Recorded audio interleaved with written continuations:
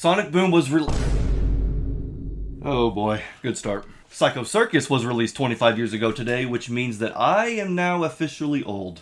No,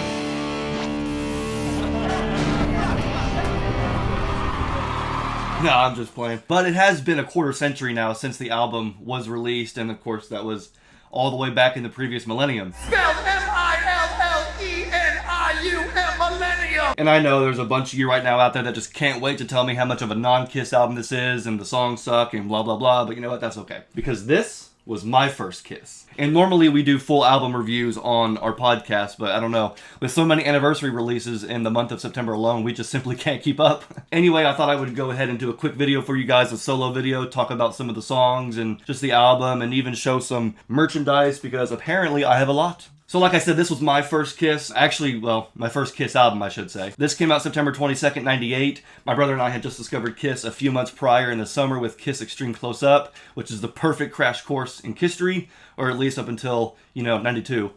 We probably did still think that the Revenge lineup was still together. All of a sudden, the new album comes out, and the original four are back together. They're back in makeup. And this may actually be the very first photo of the band that I ever, held in my hands. Actually, it'd be this one, technically. This was the actual insert to the CD that we had. But anyway, yeah, so maybe because it was just a new image of Kiss, it was fresh, but to me as a kid, this was the most Kiss image I had ever seen. And through the years, every new photo of the band has kind of given me that same feeling, but this right here is where it all started. And just to be honest, when it comes to this album cover, I think that is one of the most unique album covers in all of Kisstory. No, I didn't say it was the best, I didn't say it was the greatest, I said it was the most unique. They've never done a 3D cover before this, and then the only one I can think of since would have been the special version of Monster. When you're 3 years old and you want to listen to music, which album do you want to hear? Which album is the coolest? That's right, the one with the 3D cover.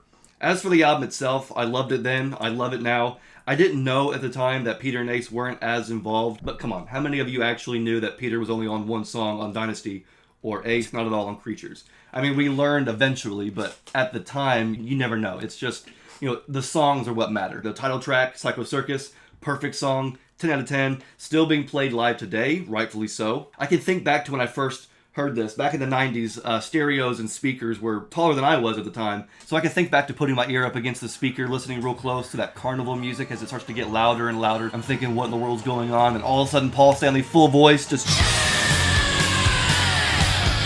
blew me away. That was my first introduction to any song on a Kiss album. Within is great. I love Within. It's very psychedelic and trippy. It was left over from Carnival of Souls, but I'm glad it made it onto this album. I think it showcases Gene's true songwriting abilities. Fantastic song. And then, of course, I Pledge Allegiance and Raise Your Glasses, Dreamin'. Paul's material I thought was very strong. I've heard mixed reviews over the years, but I love Paul's songs. We Are One is fantastic.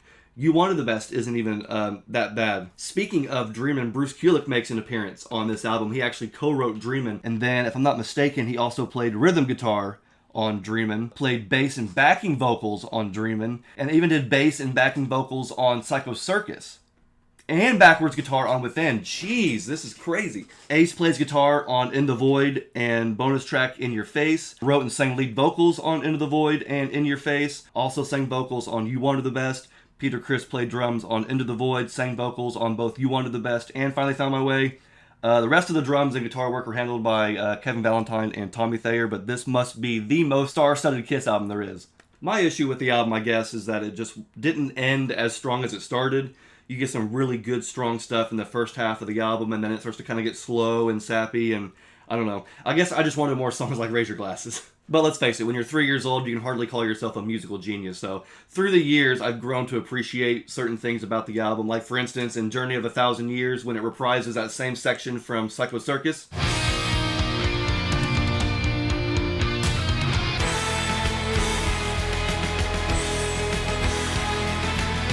There's no way that I was going to be able to actually, appreciate that and understand that as a kid. So, and even the song where Peter sings, I Finally Found My Way. I mean, it's one of the only songs we get where you actually hear Peter and Paul harmonizing together vocally. And it's quite nice. We'd share the secrets of our soul.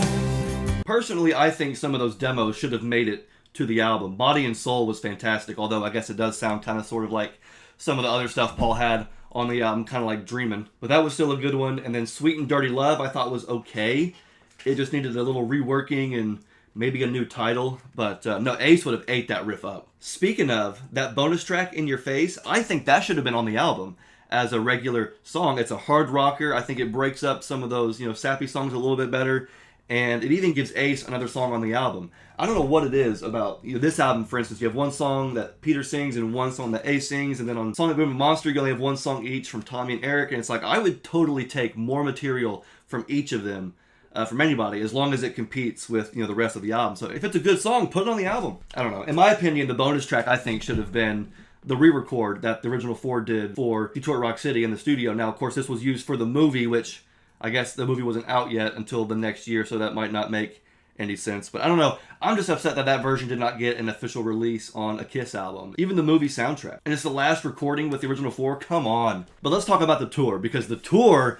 Oh, wait, I didn't get to go. I was at home with a babysitter. Aww. No, I'm just kidding. That's fine. I wouldn't want to take a 3-year-old to a show either. But no, actually, I do know how the shows went, because at least a couple shows, because on the 2-disc limited edition version, they released a couple tracks live from the Terre Haute show and Indianapolis show, and my parents were actually at the Indianapolis show, which, I don't know, I think it's pretty cool. Here are the 3D glasses that my dad wore at the show, and I guess it's time for show and tell now, but no, when I was a kid, I thought these were the coolest thing. They were from the concert, they had to have been super rare, everybody just throws theirs in the trash, and so my dad kept his. Man, these are so cool. Wait, what? The whole world's in 3D? Oh, bro. Now, this is a CIRCUS VIP pass. No, my parents did not get this. They didn't go backstage. Actually, this was from my college professor. He worked for a company that did some design work for Kiss on the CIRCUS tour, and as a thank you, the band gave some guys at the company some free tickets and some free backstage passes, but they didn't know they had backstage passes until they got there, and it was too late. The show was going to start, and so they didn't get to use their backstage passes, and so he thought, well, you know what, Xander, you're a huge Kiss fan, so why don't you take care of this? You have it, and you appreciate it. And boy, do I. Speaking of CIRCUS glasses from just a second ago, I actually went ahead and at some point a few years ago bought this bundle of like 25 that's still bundled from the factory. They were never used. They're in perfect condition. Got it for like maybe $5. So yeah, so much for being very valuable. It's valuable to me. That's what matters. It's valuable to me. So let's keep going with the show and tell, the merchandise. I know some folks like it when, I show stuff on the channel, and I love showing it. So here we go. And of course, that just like in 77, when this album came out, they were putting out as much merch as possible, as fast as possible. And evidently a lot of it ended up here. Starting off with the 3D CIRCUS video set. This is still sealed, but it's also one thing that I thought back in the day was super cool, super rare. It came with a disc with the animated 3D CIRCUS video, and if you've seen that music video, you know that it's a wild ride. And so, no, I love the fact that this comes with a CD-ROM, and it comes with a screensaver, and it's just, I don't know, it's total 90s to me. I love that. Nice little promo item there. I also have an official commemorative gold coin. It's the Demon version of the coin. I don't know where I got this from. I think my brother had it, and then maybe through a trade I acquired it. There's a CIRCUS baseball. You can see on some of the images the graphic is fading, but I mean, what do you expect after almost 30 years? Still really, really neat. All right, next up we have a couple CIRCUS keychains here. I'll try and get them as close to you as I can without it being blurry or shaky. But yeah, these are pretty cool. I found these at an antique store. No, I did not get a full set. They didn't have a full set, but they did have Peter and Paul. And as a big CIRCUS fan, I just could not pass them up. Wow, CIRCUS at an antique store. Maybe I am getting a little old. Believe it or not, I do actually have every single piece of Kiss CIRCUS merch, and it's all right here in the official merchandise guide. Yeah, see, there's the baseball right there. You know what I just realized? I totally forgot that I even had this shirt. I have not worn this shirt in probably over a decade. I'm thinking it's CIRCUS because it has the Destroyer outfits, but it could also be Farewell Tour. But all 4 original members, and my grandma almost threw it away one time because it has a hole here in the armpit. So, Mama, if you're watching, I got it out of the trash. But okay, let's get back into some CIRCUS merchandise because I know that I've got plenty more to show you guys.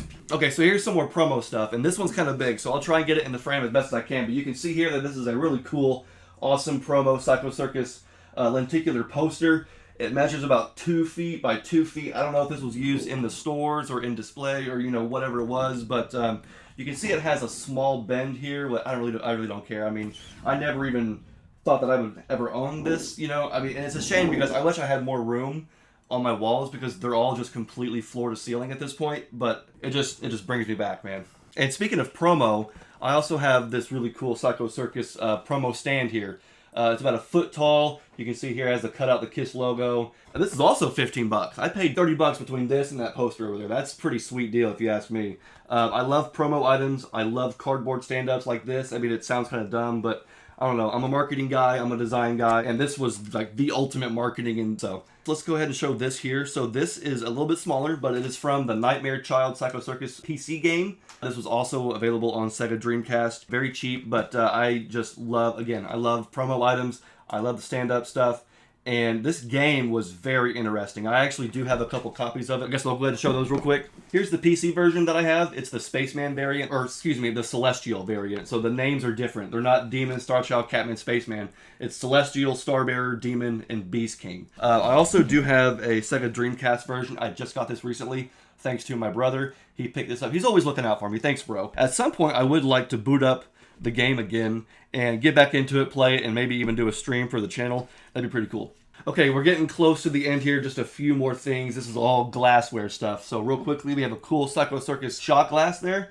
This was from the show on April 24th, 99 when they were in Mexico. I think Ramstein opened for them that day. It goes with this Stein. So I bought these separately, but they do go together because you can see they're also April 24th, 99. But yeah, very cool matching glass and shot glass there. Now this is one of my favorites. So my best friend actually found this while he was moving and was cleaning out some apartments and found this. I guess the previous owners just left it behind along with some other stuff and just never bothered to come back and get it. And I just could not believe that they would leave this behind. And I never knew this even existed until then.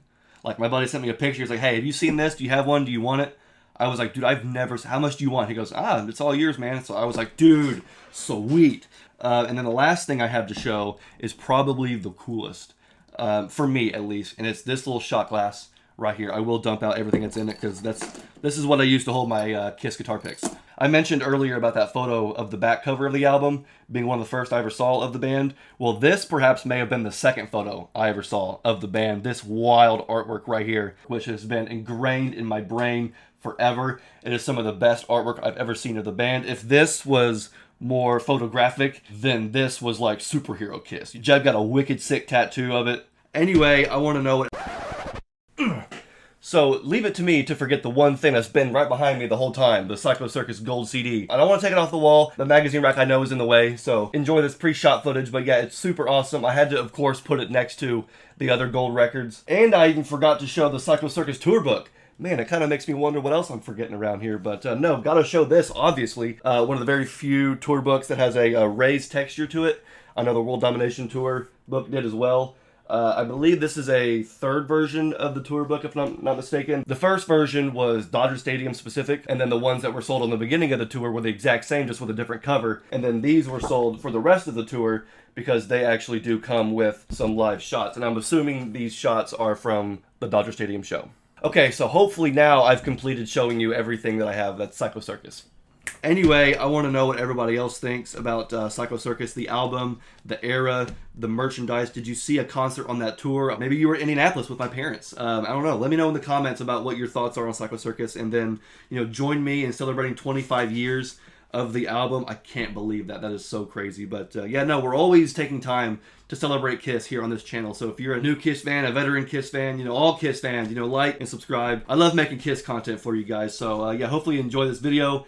And then be sure to tune in this Sunday to the Kiss Army Things podcast. We're going to be looking at Lick It Up. Like I said in the beginning, there's so many albums in September. You have Crazy Nights and the solo albums and Lick It Up. And I'm sure I'm probably missing one. But, of course, Psycho Circus, duh. And yeah, so anyway, that's where I'll leave you guys. Thank you so much for joining me here in this video. My name is Xander. Peace out.